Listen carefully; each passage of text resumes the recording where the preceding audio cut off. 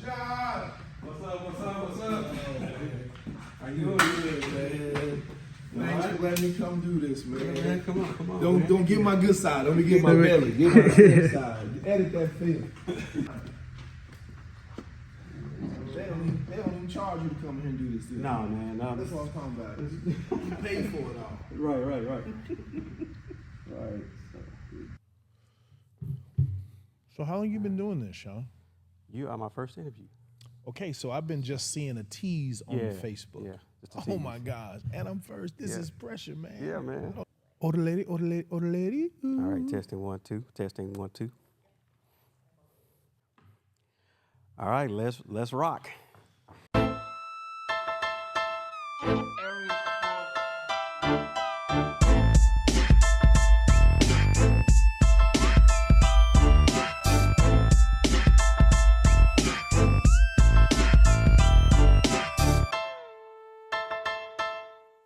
(1991), John Marshall High School, my freshman year. I walk into the weight room. As a matter of fact, there was no weight room. It was at the top of the bleachers, behind the bleachers, just some weight area. Yes. Clangy lockers, just good enough for us to put our helmets and shoulder pads in. But I distinctly remember going out to the football field, and our freshman team was cold. Okay, we had a cold freshman team. And next thing I know, number 1 walks out there. Number 25 walks out there. Number 53. And then, those dudes, number 11, okay? And then I see this one cat wearing number 12 in the practice jersey. I said, man, who are these titans coming out here on the field? And, little did I know I would be practicing and playing with an Oklahoma legend. You got 2-time All-State, okay? 2-time All-City, All-Conference, All-City, All-State, Oil Bowl, All-Star Game, Parade All-American, all right? Back then, Parade All-American was like a 5-star right now, okay? He also played at the University of Oklahoma, wide receiver, tight end. He was All-Big 8, All-Big 12 one year. And, needless to say, I have a legend in my midst, Reverend Michael McDaniel. What's up, man? How you doing? Hey, Sean, listen, you're pouring it on heavy. Yeah, man. I look like a titan. I look more like a tub right now. Man, you and me both, man. Yeah. So, no, thank you so much, man, for just even having me here and even saying any of those things. So, thanks, man. Man, it's good to have you. I appreciate you coming on and just us Bears had to stick together. I know you a Sooner and I'm a Cowboy, but it's all about that Bear blood, man. Well, it is, but and I'm sure we'll get into some of this later, but my mother actually wanted me to be a Cowboy. Pat Jones and my mama smoked cigarettes for almost 4 hours. I ain't kidding, man. They just chain smoking in there. Really? I was trying to give it sign language. I still ain't going. Right? It wasn't your choice, so. No, man. So what's going on with you now, Coach? Not Coach. I call everybody Coach. Yeah. I'm coaching somebody. I don't know if they're listening. All the time. Well, man, I've been pastoring now for almost 16 years. 16 years at the current church, Northeast Missionary Baptist Church over in Forest Park. I've just been doing some things in the community, just trying to lend a hand where we can. I just recently was a dean of students at KIPP for a little while. Okay. Those kids helped me lose 10 pounds chasing after them rascals over there. I understand. No, it was a lot of fun. I learned a lot, and I think everyone needs to sub at least a week, right? Yeah. And I think that we will change our perspective about, because your scholar doesn't always act like he does or she does at home. Exactly. Like they do in school. So, exactly. So it was eye-opening, and obviously I've been around education for a long time. So you're right, right. So what made you get into the ministry? So I come from a family of some preachers, and so it's never really something I desired to do. If I could just be transparent, and maybe I got to be careful because this stuff, it's like the Miranda Act, whatever you say will be used against you in the court of law. We can edit. Yeah. So I wanted to, I just wanted to play ball and just have fun and not necessarily go into ministry. So it was never my idea. So what we believe is you have to have a call. Right. So because you can learn, right? But learning without a call will fizzle. Oh, right. And so I really believe that since I was probably a teenager, I had a call, but I didn't acquiesce to that call until I was a freshman in college. And and so that's when it happened. In 1993, I started preaching, man, and so I've been doing it ever since. I've pastored a church in Muskogee, Oklahoma for almost 5 years or 6 years. I know you were in Muskogee. Yeah. Yeah, I was in Muskogee. Simultaneously, I was associate athletic director at Oral Roberts for 10 years. Okay. And then I pastored down in Muskogee for several years. So man, it's just been a burning desire of mine, and so I do it to this day. There have been some want to give up moments as it relates to it, but I understand. And nothing about people, right? It's really about oneself, right? Because as good as we are in some places, we suffer and lack in other places, right? So the thing that I like to tell people is no matter what I am and what I do, one, I'm not perfect. Now, do I want you to know all of my imperfections? No. Right. But by no means do I want anyone to walk around with some perception that, oh, this brother got it all together. No, hell no, I don't. Right. But I'm trying. Yeah, I get it. So how long was the process for you to become a minister, like seminary and things like that? Or did So you different denominations. So I'm Baptist, and so essentially you announce that your call, you might talk to your pastor or your mentor. So different people have different processes. They may make, first of all, you got to go through you got to get licensed, right? So you got to preach what they call an initial sermon. Okay. And so in that process, my pastor, who's my cousin, Kim Brown, and Pastor Mitchell over at Tabitha Church, probably not Kim Brown, probably not the best people to announce your calling under. Okay. There's a lot of red marks on the paper. Okay. And so that was pretty arduous. And then after that, I preached my initial sermon. And then, and in the traditional Baptist church, you don't get ordained typically until you get called to pastor a church, right? And so essentially, I had moved to Tulsa and got called to that church in Muskogee, but I was attending St. Andrew Baptist Church, Dr. Bertrand Maurice Bailey Sr., and so then he ordained me in 2002 when I went there. So before we get into like the sports and stuff like that, tell me about Michael McDaniel. Where are you from? Where'd you grow up?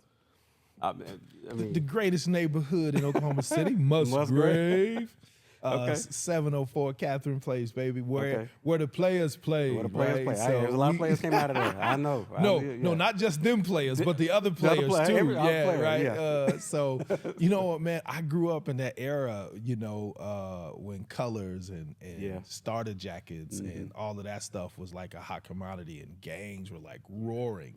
I guess I'm a part of it too, not initially, but not formally, but informally, because it's my neighborhood, right? They started the Musgrave Mafia. So, but man, dope dealers, all kind of stuff, man. So I love my neighborhood though, honestly. I almost felt special, right? Because Sean, when nonsense went down, when they getting ready to gangbang, they getting ready to do something, people would honestly say to me, "Hey, Mike, go home." Because they recognized, they knew that, I had some, man, there was a particular apothecary in my neighborhood. Okay, whatever that a street pharmacist. Okay, I got you. Okay. So he took such an interest in me, man. Like this is a story I want to tell about him. And man, I've been the same height ever since I was probably 12. Yeah, right? he's big. So we would have these annual summer race around the block. So he would call me down to his house. He'd try to feed me all of his barbecue, all this other kind of stuff, fat me up, because we gonna race that night, right? Okay. All of the dudes come out, all of the people, all of the players come out. We on Catherine, and we gonna run from Catherine to 79th, all the way around, back to Catherine, back to his house. And so he's an older man at the time, and man, shoot, I done ate a whole slab of ribs, but he can't beat me though, right? So man, about halfway around the corner every year. And how old were you when this happened? Man, I was a teenager. The teenager. Okay. I was a high school kid. I was middle school, high school. We did it. Man, he get up to the top of the corner. Somebody done brought him a bicycle. Okay. Next time somebody brought him a moped. Man, come Like on now. literally, Yeah. it was the craziest, funnest thing. Yeah, yeah. And I'm doing this with a dude who's like known in the streets, all this other kind of stuff, man. But that was a love and respect that he had for me and I have for him. He actually even took me to the NBA playoffs, man. I actually got to see the Lakers play the Mavericks with Ro Blackman, Kareem Abdul-Jabbar, Oh, man. Magic Johnson. Yeah. I got to go to the them in playoff person, games huh? to see them in person. Man. I was in the 8th grade. I'll never forget it. I came back to Eisenhower, with my little playoff shirt on, right? Man, that was my neighborhood, man, and that's how those people treated me, right? That guy that you mentioned, Yep. is he? Would you? I guess would you consider him a role model or somebody you looked up to? Well, absolutely, absolutely, man. Because here's the thing: when you grow up the way I grew up, you can differentiate between what's right, and what's wrong. Because even with quote unquote people who are seemingly doing right, hell, they all got something wrong somewhere. You just don't get to see it. I just saw his, and so even in his activity that was, unbecoming, you can still say positive things to people, right? And Right. so, man, I don't know, maybe I'm jacked up because of it, but I want to tend to see the best in people, right? Absolutely. And so I would say that. I believe some of the jewels and the wisdom that he shared with me in just many occasions, man, I could be going down there trying to buy something for somebody else, and he would simply say, listen, you go on down the road, let them come down here and do whatever they need to do, not you, right? So you can learn so much from anybody, man. And I learned a lot from him as well as, family members and others in that community. Are there any others that you would mention? Like my cousin, Pastor Mitchell, who was a football, basketball player at John Marshall, and my cousin Rodney, who was a football player, basketball player at Millwood, right? So just other guys in that community. Benny Price, his father. I drove Benny's daddy's Mercedes to take my driver's test. I wore Benny's suit to junior, senior dance. Man, okay. Right. I mean, so I was a community child, right? So whatever Mickey needed, then, somebody stepped up. Brian Carter, right? Oh, yeah, Pastor Carter, yeah. When his father, at some point, Brian got a new car for one of his birthdays because he's a spoiled dude. And so he gave my mom his old green station wagon, right? So, man, I'm the recipient of so much, man. Then you take Coach Bogert and Ellis and all those guys, which we'll get to, but Griffin, and so As far as sports is concerned, as far as your younger years, what teams did you play for? Like growing up, like I know I played with the PCAA Cowboys. I don't know, So true story. I didn't play football. Nothing. I know you played basketball. I did. Yeah. I might have played 2 snaps with the Bearcats. The Bearcats. I think so. Okay. But yeah, I didn't play. Didn't play. I remember being in middle school watching guys like Orlando Nicholson and maybe even Doughboy. Tony Rogers. yeah, Doughboy. Those guys go to football practice with RC. Okay. But I never played, man. So I played basketball. I played for the Oklahoma City Rams. Right. And so basketball was my sport. I love basketball, and so I played football just in the neighborhood, kill a man with football, all that kind of stuff. Did you didn't play middle school football? No. I mean, so I talked to Ricky Brady. I had lunch with him a couple of days. He doesn't tell the truth.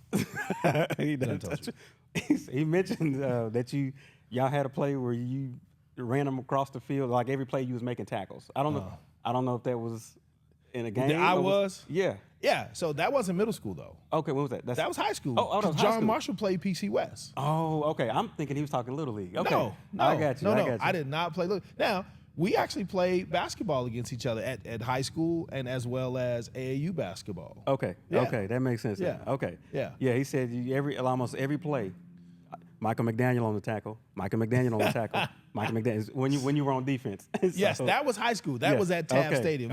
I'll tell you Ricky's sorry story. Yeah. And he'll be so proud of me that I could even spew this out of my mouth.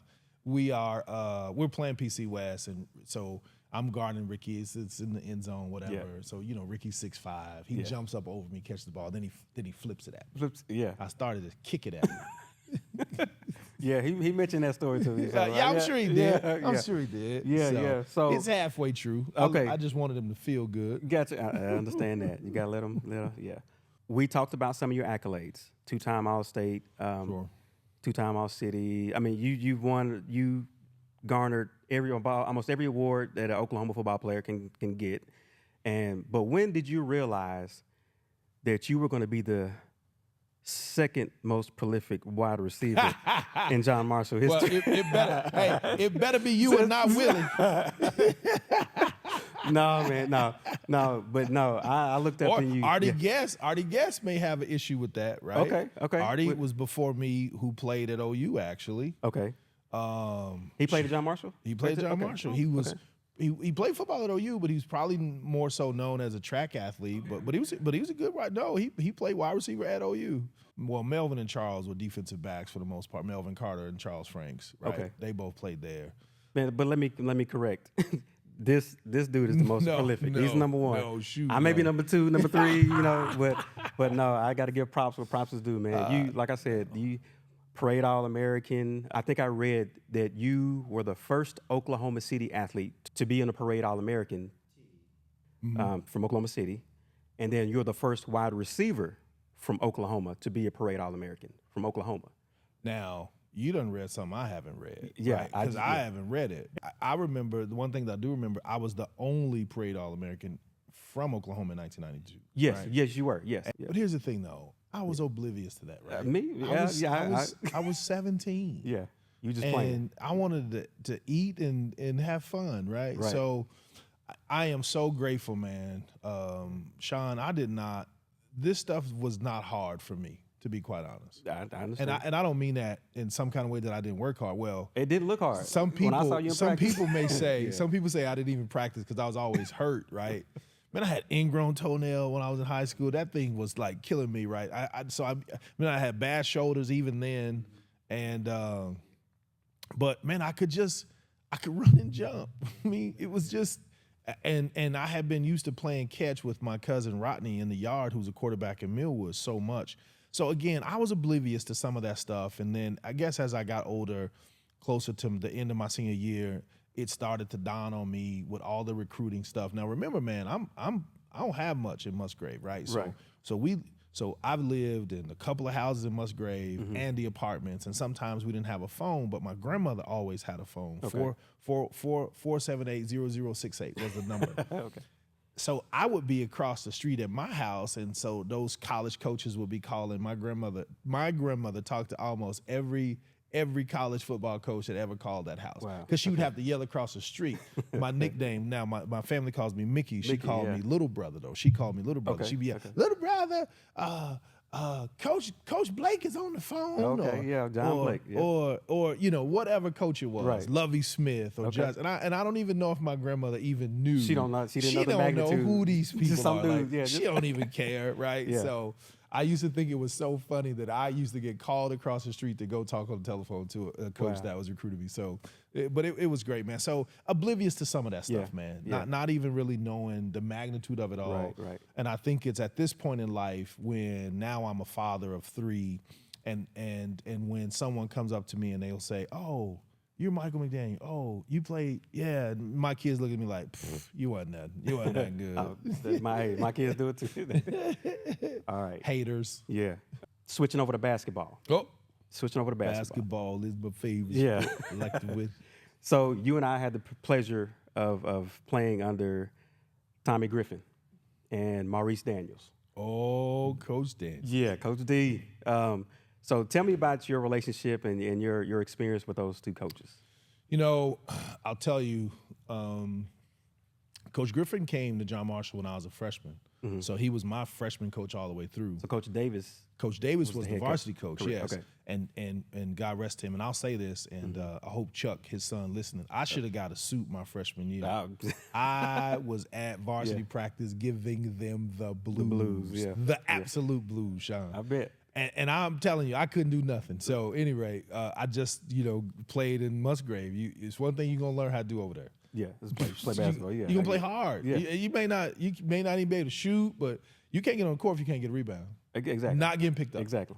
Now Tracy Moore's from my neighborhood, so he Okay. had a sweet jumper, so he Okay. can do what he won't do. Okay, But yeah. but He anyway, could play. man, yeah, just playing for those guys and playing for Coach Griffin, it was an expectation that Coach Davis even said as a head coach that worked his way down to Coach Griffin and Coach Daniels and Coach Cudjoe. Man, it was fun, but Coach Griff he's serious a lot of the times, and even if he was playing, you thought he was serious until he kind of cracked a smile. Yeah. But he knew what he was doing. He was leaving us out there, not really wanting to show his hand. And so, no, man, learned a lot from him. I mean, just fundamental basketball, learning how to play in the paint. I tell him when I see him, he stifled my game, right? His son is 7 feet tall. You let him shoot threes, he wouldn't let me shoot no three. You know what I'm talking about? I'm like, Coach, you messed my game up, man. I could have been a real star out here. So, but Coach Daniels, man, he's lost some children, sickle cell, and man, he's actually, I've actually eulogized both of his children. Wow. And so the relationship is serious. Yep. So those guys loved me. Listen, I used to go around to Coach Charlie Davis's house. He lived on Musgrave Street, and man, his wife would always give me pound cake and ice cream. Literally, almost every time I went around there, I got pound cake and ice cream. He used to hate to see me coming because I'm like, hey, I just come to get the pound cake and ice cream, man. So, so I had a blast, man, and those guys had very big influence. Learned a lot about basketball, and then my AAU coaches, Carnell Williams and Leonard Jackson. Jack, no, you didn't play for Jack. I did.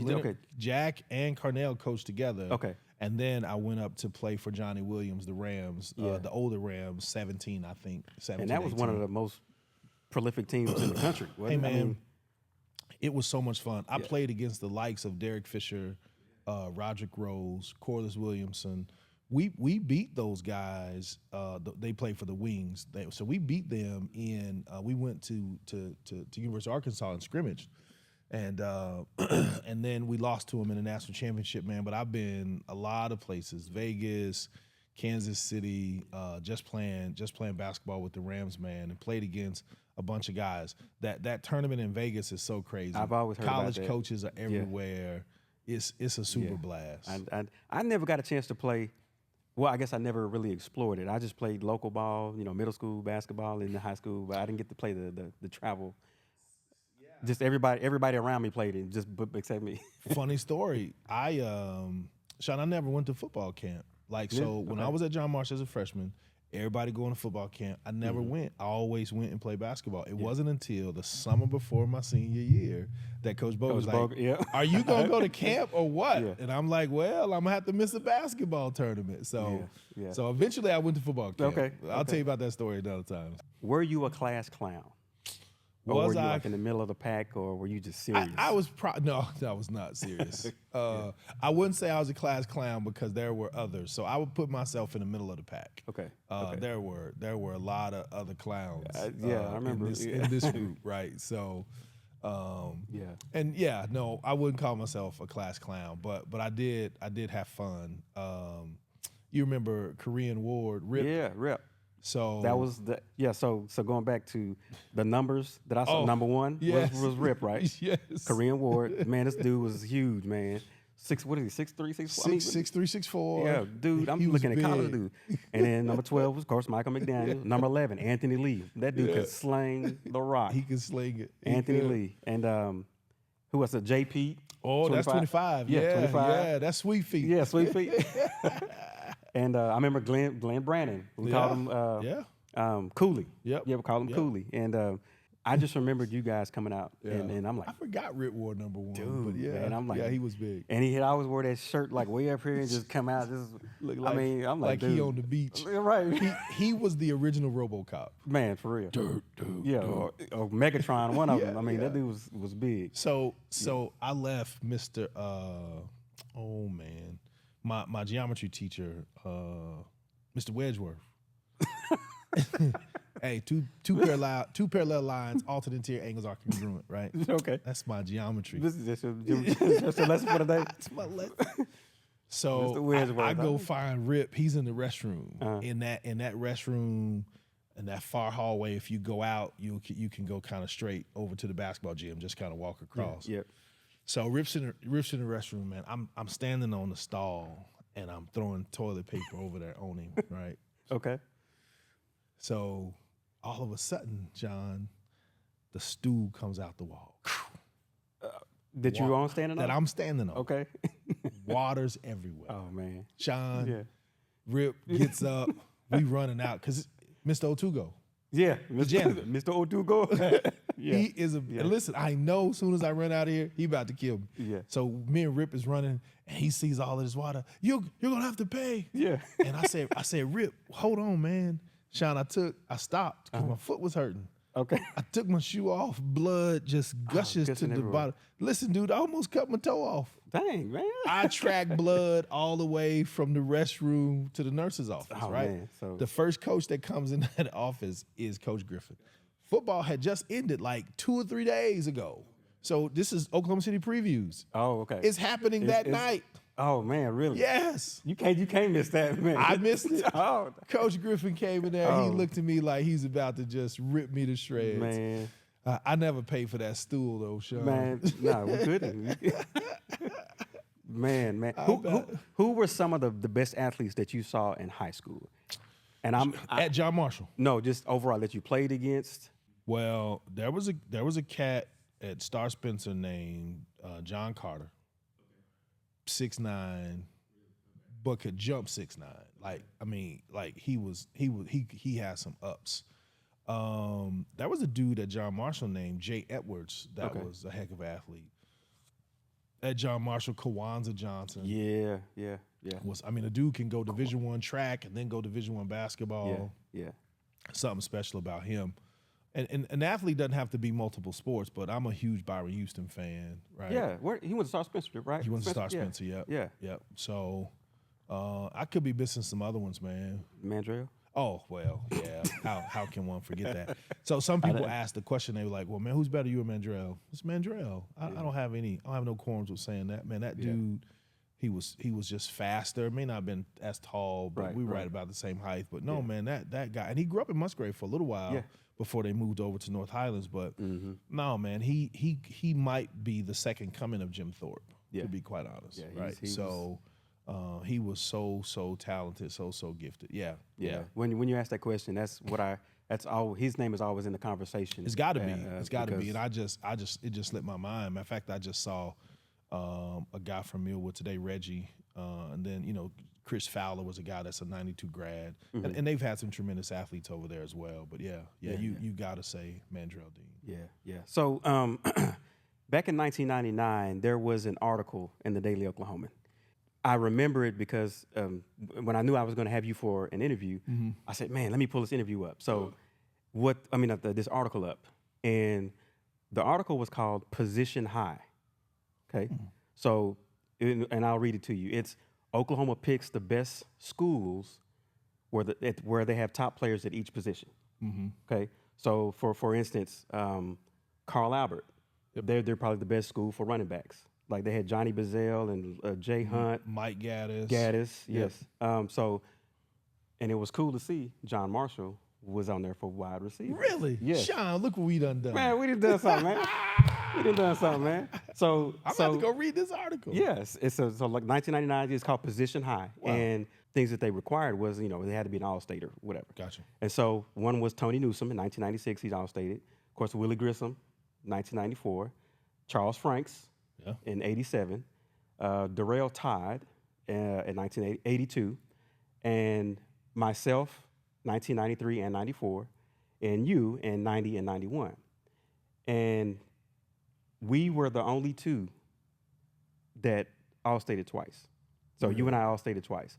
It's a feat. Sure. And it's rare.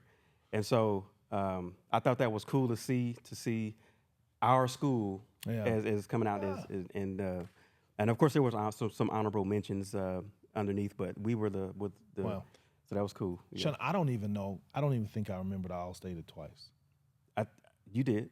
No, You don't remember? No, I'm just saying, like, we didn't keep up with the papers like that back then. I used to read some. Like, Okay. So on my way I used to walk around the corner to Brian Carter's house. Okay. I was stealing somebody's paper on Musgrave Street. Like, I picked it up every day. Okay. I would drop all of the paper except for the sports. I'd just be looking. Okay. And Brian, when I was like, you just looking for your name. Right. I don't remember the stuff, but I picked up that paper almost every other day. I did. Those people after- are probably mad at me. Probably so. I'm gonna tell them. But no, man, it's that's pretty cool. I'm gonna go back and find that article because. And I looked it up. I looked up the 1990. No, I believe you did. Yeah, and 91. I need something else to show my children. Back up off. Yes, yeah. That's man. I know what it is. Yeah. So I thought that was cool to see that we put John Marshall on the map for receivers, and they only contained the 80s and 90s at that time. Tell me about your academics. So I am a proud LD student, right? Okay. So I have an IEP, right? Now, I'm saying that a bit tongue in cheek, right? Tongue in cheek, but I did. I was in the small classes. I didn't test well. Some people say I was just lazy. That could be so. So I was academically ineligible when I went to college, right? I took ACT, SAT. No, me and no T got along. It was just a terrible relationship. And so ultimately I go to school as a prop and you know what, man? I figured out how to learn when I got to school. At some point I did, right? So before we get to OU, tell me about the recruiting process. Like, I mean, what schools recruited you? I don't know. I mean, did you you remember? Do you remember that? Or, I mean, some more than others, but no, I'm just kidding. It's a little tease. Yeah. Let it rip. So I got recruited by University of Washington. They had just won a national championship in 1991. Don James, who rest his soul, was probably one of the most revered coaches in college football. Actually came to my house, right? Kansas, Oklahoma State, OU. Man, Florida State, Michigan. I probably got letters from just about everywhere. Yeah, TCU, everywhere. So, but then that stuff dies down if you don't make grades, right? If you don't have ACT scores and all this other kind of stuff. Lovie Smith, I think at the time was like at Arizona State, I believe. So, man, a lot of places. Went to some recruiting trips. Went to a recruiting trip to the University of Washington. If in all honesty, that's a long way. Had I been eligible, man, I think I would have went there. You've been a Husky. I would have been a Husky, man. It was, I mean, Seattle, right? Yeah. It was a beautiful place.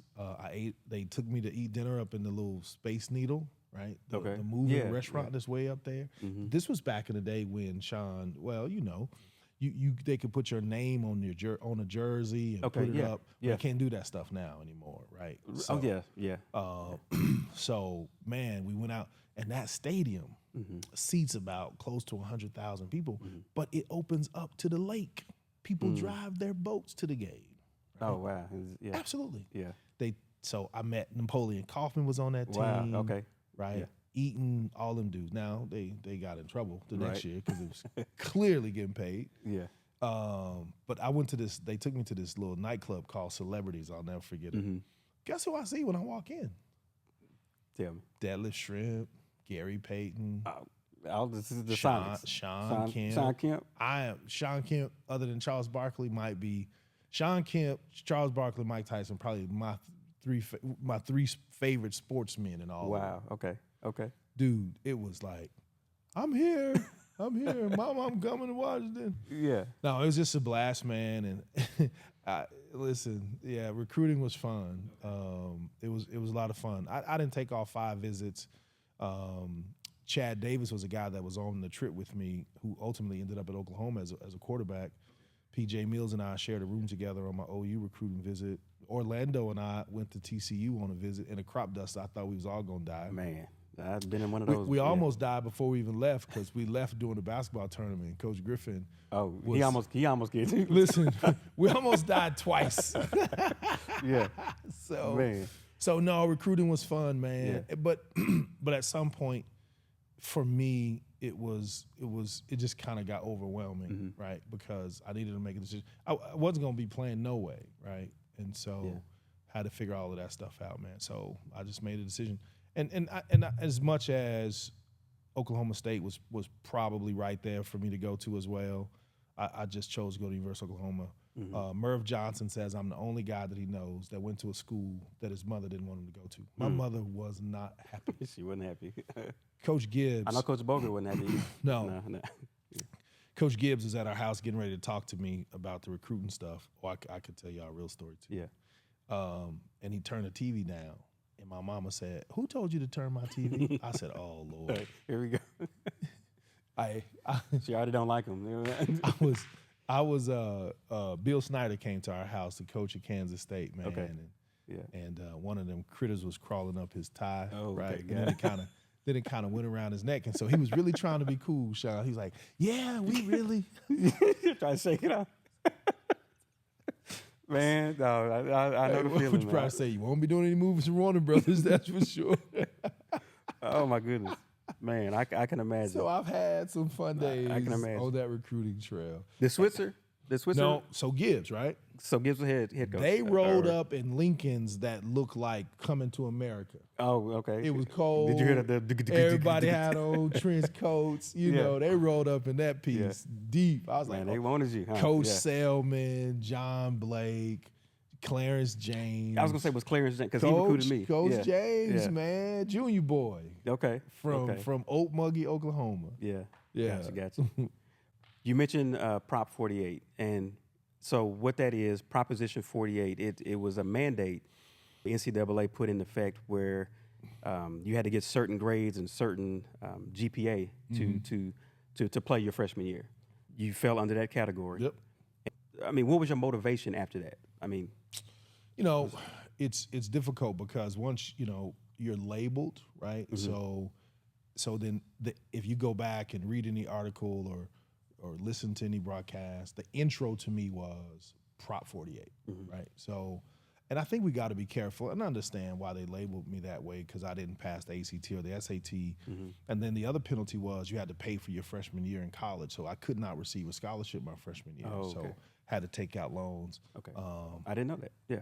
Yeah, Okay. and so, but my motivation was simply this, right? Once I got there, and let me just tell you, I almost flunked my little behind out when I got there. Right? You and me both. Shoot, I was running around that campus like class, Right. What is that? practice, like y'all Yeah. crazy. Nobody So, get you up in the morning. No, for the play. Yeah. So, but the motivation just became, and I had a lot of challenges, family, personal, all that kind of stuff, and it was just simply this, man. There was a guy between Andy Bogert and a guy named Dave Dearduff. They were in my ear, just like you can't help anyone else until you help yourself, right? That's why they say put the mask on yourself first, right? And so I'm glad I found motivation to put the mask on myself first, right? So therefore, I'm able to help my family, help my community at the end of the day. So that became my motivation. My family's always been my motivation, man. Absolutely. Like, if I can just be completely transparent, I don't care about football. You just want to make sure your family was good. I could play. Yeah. And I probably could have been better.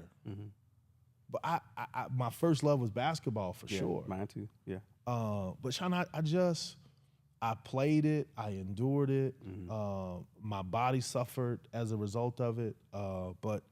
But man, I tried. I don't want to act like I didn't give it an effort. But man, I think as I look back on it, man, I could have been so much more. Compare high school to college. So, big difference, or you were still one of? I mean, when we played against you, you were still one of the. Well, again, you probably were a senior when I came into. But how quick did you adjust in to that college? So let me say the easy part. Okay. The easy part is just I had the physical ability. Athletic a bit, yeah. That's the easy part. Right. The hard part is putting all of that intellectual play knowledge, tired, running the route, knowing, make right decisions. Correct, right. That stuff is not easy. Okay, you're right. I could run and jump at the end of the day. Just throw it up. Yeah. So Coach Ellis would say, that one, Andy, and he'd be writing on his hand. This one where he goes across over there. So I remember him doing that in the games. Yeah. So run that one. Yeah. That where Willie goes this way, Sean goes that way. Yeah, run it. Yeah. So the biggest difference is, man, it's bigger, stronger, faster. Yeah. I remember we were at the All-State game in it used to play it on the campus we used to stay on the campus at Oral Roberts. We were late for curfew, and Daryl Gardner and Mike Mentor that were on the Lawton side. Yeah, I remember Mike. Yeah.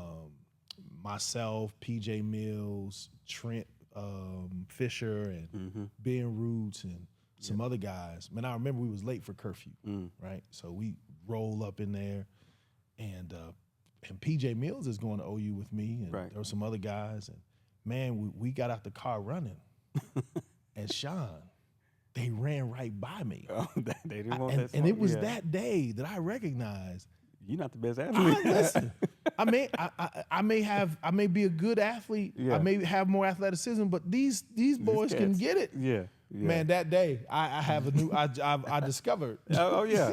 That you're not the only one around here that can run, my friend. And Yeah. so bigger, stronger, faster is what I say, man. And just mentality, man. You just got to have a different mentality to succeed on that level. And so, but yeah, man, that's what I would say. The difference was bigger, stronger, faster, and even at the next level, bigger, stronger, and faster. Yeah, man. Right. So you mentioned Mike Mentor. Mike Mentor, man, from Lawton, Oklahoma, right? Lawton. So my first college game was against Nebraska. Oh yeah. So Mike was, of course. Yeah. I still remember to this day. I ran a quick out route from the slot. Yeah. And that dude came up, and I didn't know he was back there, but I figured out real quick who the hell knocked me and knocked the ball. I fumbled and everything. I mean, that's my first game on ESPN. They won a national championship the year before that. Yeah, man. That dude clocked me, man. Yeah, and Mike played, man, I bet you 10 years in the NFL. Where'd he go to the North Carolina Panthers? Yeah. All right. So tell me about the most memorable game that you had as a Sooner. Oh man, there's quite a few, but I'll tell you one, and I'll tell you the backstory to it. Okay. My family was struggling. My sibling, one of my sisters, was living in Topeka, just not doing the best, and I was concerned about him, want him to come home or come to the game, blah blah. So Friday, we're going to play Kansas State in Manhattan, and Chris Canty, who would ultimately become the Jim Thorpe winner, as well as second, third, fourth player taken in the draft that year. Yeah. So, man, I got word. So my sister, I don't know how her kids were going to get to the game, right, or if she was going to come to the game. I got word that maybe she had contemplated taking her life, right? Oh, wow. Okay. So I'm on the bus, I'm all emotional, and people are like, man, what's wrong with you? So I didn't really want to share or say. So I still don't know what the outcome is with my family. And so, man, I have 3 touchdowns, 100 and some odd yards on the Jim Thorpe winner. Wow. We lost the game last second. Eric is actually trying to throw to me, throw an interception. We're trying to come back. Yeah. We lost by 6. So anyway, somehow another, man, my sister's kids got to the game from a family friend. Okay. Dude, I must have wept like a baby. Man. So they got to see it. They got to see it. That's awesome. My nephews, my nieces, and so that's why I try to tell people, man, you don't know what people play for. You don't know what they're going through before they get on that field. And I had arguably one of the better days of my life in football against the best defensive back in the country at the time. Yeah. One of my favorite hits, I cracked back Zach Thomas. Okay. Wait, Texas Tech? Texas Tech. Yeah. I was playing tight end. Okay. Got him. Swooped around, ear holding, went to the sideline. Billy Vessels, former Heisman Trophy winner from OU, told me, he said, man, it's the best hit he's ever seen. I'm telling you, I put Zach on his head. Man, that's dope. But he was looking for me the rest of the game, though, Sean. Yeah, that's what you got to do. They got to be looking for you. So tell me about, you've heard a lot about name, image, and likeness. Sure. In NIL. Sure. Do you have? I mean, what are your thoughts? What are your pros and cons? I'd be buying you a studio right now, Man. Sean. We would just come back here to John Marshall because we want to. We could bring John Marshall to us. There you go. No, man, I wished I could have played, right? Yeah. I'm a traditionalist, right? I felt like there's something to amateurism. Yeah. And but more than likeness and image, I think it's cool. I think these athletes should get something. But I also think we need to be educated about some of this stuff, right? Absolutely. So right. It needs to come with some guidelines.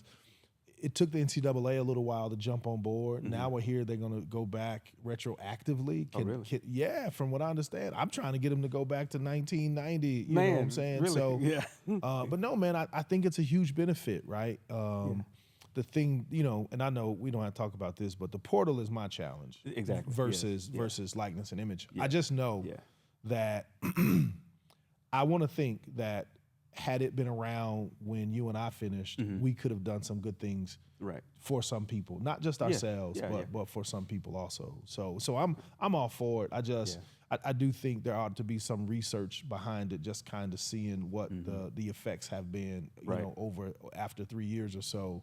To hear that the boy from the student athlete from Colorado bought his mom a house, right? That's pretty cool. Yeah. You take the Shedeur Sanders who's wearing all of this stuff. Well, he has a name already.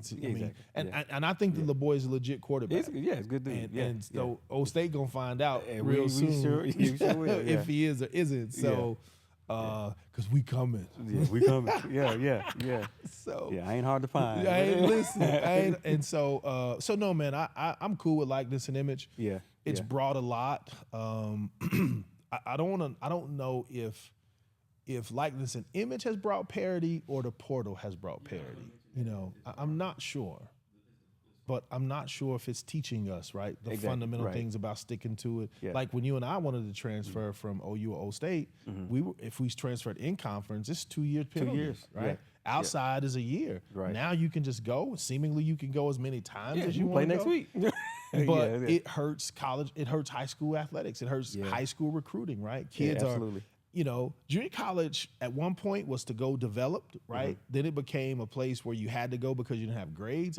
Now it's a place because it's the only place you can go, right? Or other divisions until somebody graduates above you, and then you can go get in a portal and go there. And so I don't know. I think it hurts high school athletics or recruiting high school, but I'm okay with likeness and image. Portal, I'm still challenged by. The pros. So you got your degree. Was it political science? I got an undergrad in poli-sci, okay, and I have a master's in public school administration. Okay, so after that, did you have hopes to play in the NFL? I did, man. I think, my man in Fugitive said, shoot, I'm up here, talk to me or something. If I'm out here, I might as well let it be a hope or dream. And so, man, so I got a sniff. Okay. Yeah. Did you have an agent or anything? I did. Jack Mills was my agent. Coincidentally, he was also he was also Steve Owens' agent. Oh, really? Okay. Yeah. Okay. So I got a couple of phone calls on draft day, on the last day of the draft. I remember it was me and my wife at the time, and I think my mom and dad might have came up one of those days, right, in my hopes, right? So I got a call from Houston, but I think Houston was moving at the time. The Oilers were going somewhere else. And then I got a call from the 49ers. There may have been one other team that I got a phone call from. But anyway, I ended up getting picked up as a free agent, not drafted, right? Okay. And so I tried out with the 49ers first, man. It was an incredible experience. I played in a preseason game. I used to ride to practice with T.O., right? Really? Okay. Blue Expedition. Met Jerry.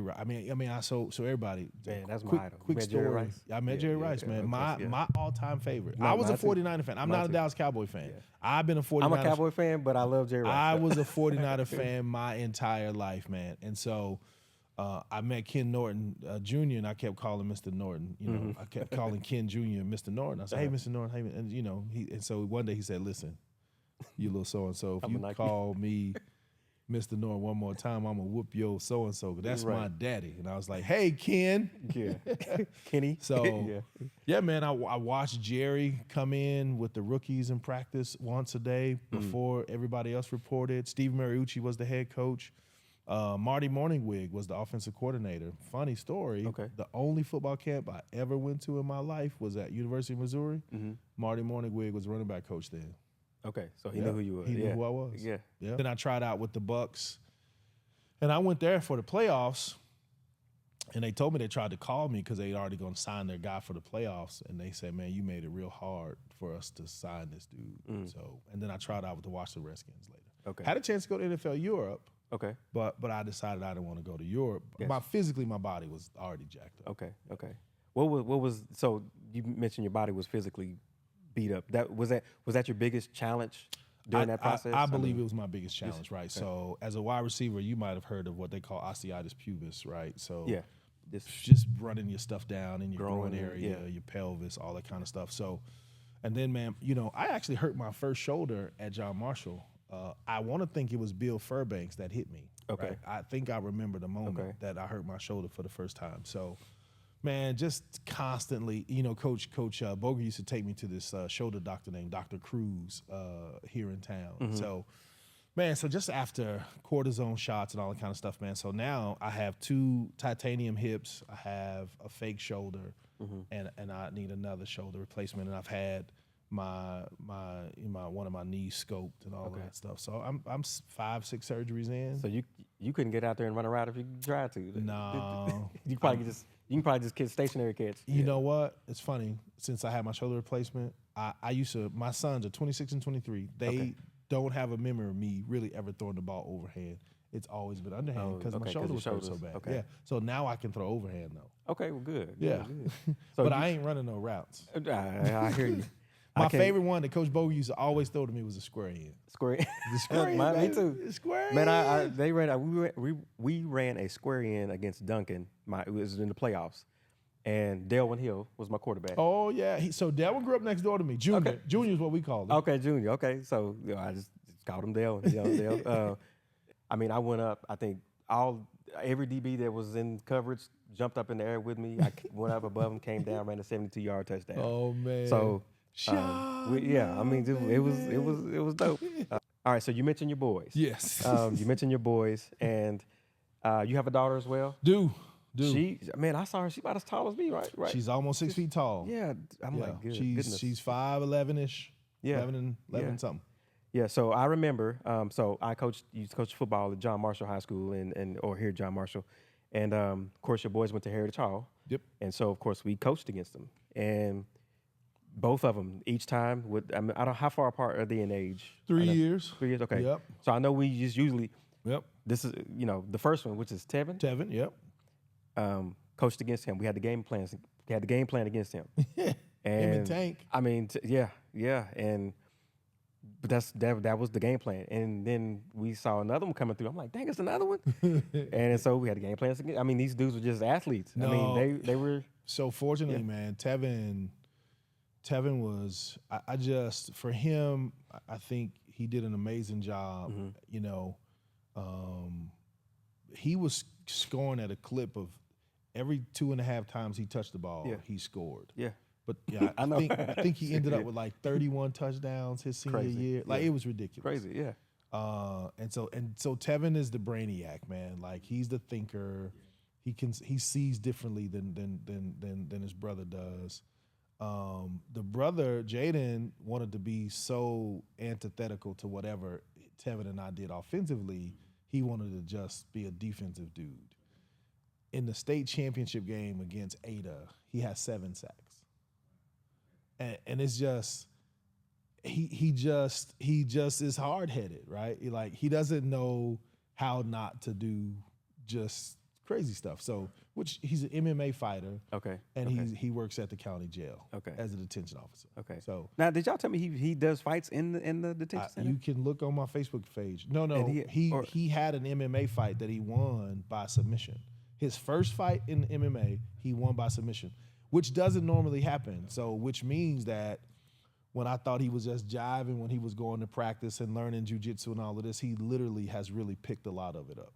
Yeah. But who volunteers to get in the ring to get hit? Nobody. Like no one. I'm just, yeah. Yeah. Yeah. So Tevin, was he the one that went to Air Force?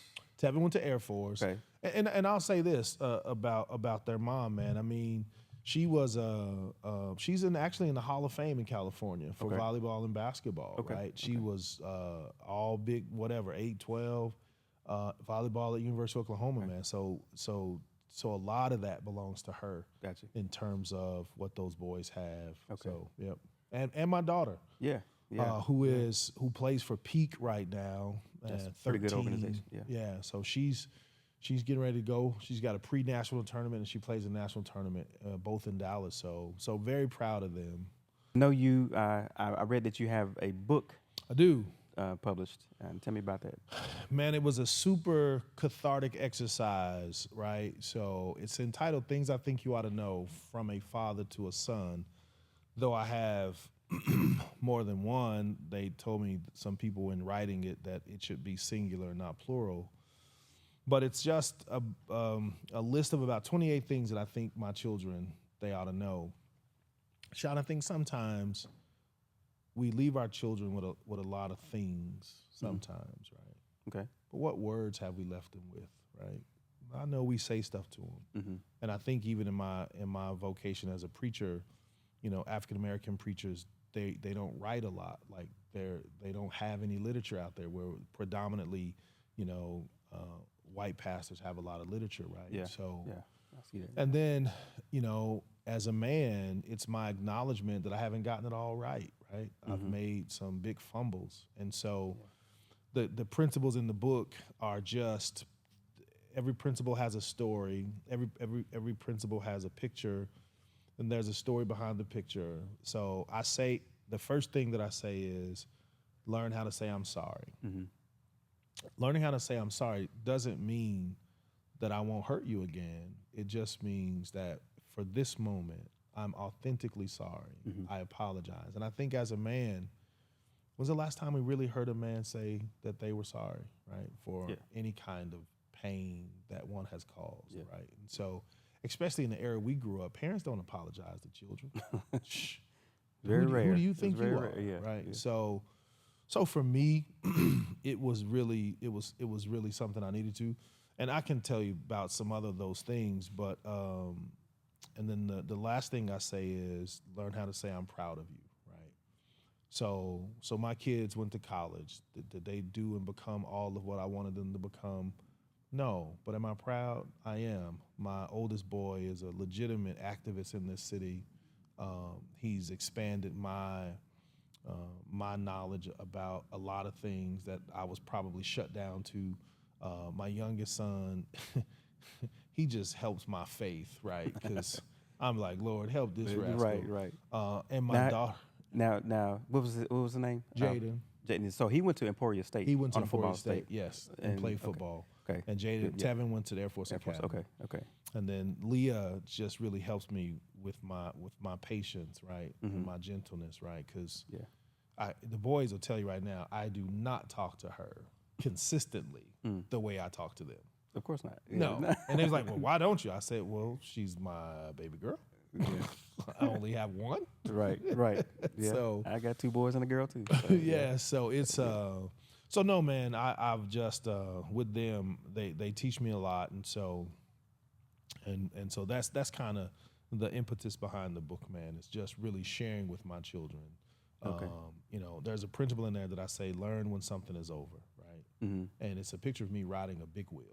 Okay. That I'm way too big. Yeah, you're right. Yeah. And then in life, man, we spin our wheels in places. Do they make those anymore? Big wheels? They do. They do. Okay. I haven't seen them, but we spin our wheels in places, man, and we know it's over. It's a dead situation. But and the thing that comes to mind is athletes trying to play football over and over again. I used to watch guys go from European League football, then they would go to training camp. Don't make no roster, but they be doing it year after year. I'd be like, man, at some point, this is really over with for you. Right. So that's what the book's about, man. Okay. Yep. Can you tell people where they can find it? Yeah, you can find it on Amazon. Okay. You can also, there's a website out there, Michael McDaniel, I think. Be careful, don't Google me. You might see other stuff. But yeah, it's out there. Okay. Or you can reach out to me on my social media pages, excellent. my website. You can order it, all that kind of stuff. Yep. Okay, good deal. So, have you seen the movie Back to the Future? Did you? Like the old one? Yeah. Yeah. With Michael J. Fox. Michael J. Fox. Yeah. And okay. Yeah. So, for instance, back in time. So you know the premise where Marty goes back and tells Doc about what's going to happen, and this is going to happen. So imagine yourself going back and what car did you drive? Did you drive? I was riding. Run back a bike or whatever. Yeah. So but imagine taking a DeLorean, which was the name of that car. Going back to 1988, your freshman year. Is that your freshman year in high school? Freshman year, 1988. And you see yourself in the hallways as a freshman. What would you tell your freshman Michael McDaniel? The one thing that I would say to myself, man, is I would encourage him to get his books, man. Mm-hmm. Right? Like it's important. Yeah. And I don't know. Yeah, I would say to myself, that would be this is going to be a part of the key to your future. right. Right? Mm-hmm. Get that part done. Right. And you hit the lottery. Yeah. Could have been a watch. You could have been a Husky. You know what I'm talking about? Up there with Napoleon Kaufman and all them boys. Yeah, man. Momentum. Most contests or games are determined by like momentum. Either you maintain the momentum or the momentum shifts back and forth. Name a time in your life, or is there a time in your life where you triumphed, or there was a big mistake, or some type of tragedy happened that shifted your momentum, that just changed your life, whether positive or negative? Man, so which one, Sean? Let's just walk through. Let's go. Yeah. So leaving high school, I'm ineligible. Mm-hmm. That's big. Yeah. Because it's the talk of sports, right? Then my freshman year in college, my grandmother dies April 27th, 1993. She's buried on May 1st, which is my birthday. Okay. June 13th, my son died. This is while I'm still in college. Wow. I didn't know you had another son. I did. That's sorry to hear that. Yeah, I didn't know that. Yeah. So I don't know if I'm gonna make it. Man, I can Right? I can understand that. So ultimately got married, and did all of that, and had some kids. You go to camp, but you get cut. I got cut by Dwight Clark. I wrote the San Francisco 49ers a thank you letter. He said in all of his years he never seen it or heard of it. So guess what he gave me on my way out the door as he cut me? A recommendation letter. How cool was it for me to have a letter by Dwight Clark? Oh, yeah. Man, you take me, I could go on some other places getting older. And, Sean, I just turned 50. Mm-hmm. Both my parents have been dead 10 years. So I had a lot, right? Yeah. And so, but in the midst of all of that, man, I'm a very fortunate dude. I really am, man. Like, I have fun. Yeah. Like, life is cool. It's a challenge. Things don't always work out the way you think they should or want to. But here's the thing that I tell my baby, my daughter, in light of all of what we're going through, I tell her this. I said, always up, never down. Always up, never down doesn't mean that we don't get down or don't have down situations, but our perspective and our hope is never down. It's always up, right? Gotcha. That is what I say to my child. Okay. Always up, never down. Man, those are good words. Those are good words. Man, well, I appreciate you coming and talking and having some fun. You man. done hope me today. Done told me I was a two-timer. Man, yeah, it's in the books, man. I looked it up. I had to do my fact check, so. But I appreciate you. Like I said, coming in as a freshman, I looked up to you and Anthony and all those guys, JP doing well and everything. And so it's amazing, man. But Sean, kudos to you, bro. Man, I appreciate it. You've been faithful. And so I know life has thrown its fair shares of all kinds of stuff, man. But you are a dude that is passionate about what you do, and you've not wavered. In Dallas, you came back home, and you've been going full speed ahead. And you can't, and I can tell you this, and I don't even know this to be true. You had vision of this stuff to do 10 years ago when you came back. Bits and pieces, yeah. There's no doubt. I mean, There's bits no and pieces, doubt. yeah. And so you and your family, and you know, man, just thank you for what you do. And man, you really do, man. People, when you think John Marshall, you think Sean Love. To be quite honest, not just because of your athletic feats, but because you are still here. Well, I appreciate it, Mike, and Thanks, man. Michael, Pastor Reverend Michael McDaniel. Yeah, you know, Mama named me Michael. Okay. So you know my middle name, right? No. Well, I just know they called you Mickey. Well, that's a nickname. That's name. But my real name is Michael Miguel. You know what Miguel is? No. It's Michael in Spanish. So you Michael. I'm Michael. Did you know my mother did not know Spanish? So when I want to be cool, when I go to Starbucks, they say, "What's your name?" I say Miguel. Oh man, Mike. Mike. Or in Spanish, Miguelito. Okay, no, I did not know that. That's funny. I got a few curls. I'm half Hispanic. Man, you. All right, God. All right, Mike. Well, we'll let you go, man. Go get you some coffee. Yeah, some coffee. Yeah, man. Pleasure having you on, Thanks, and man. wish you much luck and blessings in the future. Yes, sir. And we'll take care. All right, man. All right. Thank you, guys.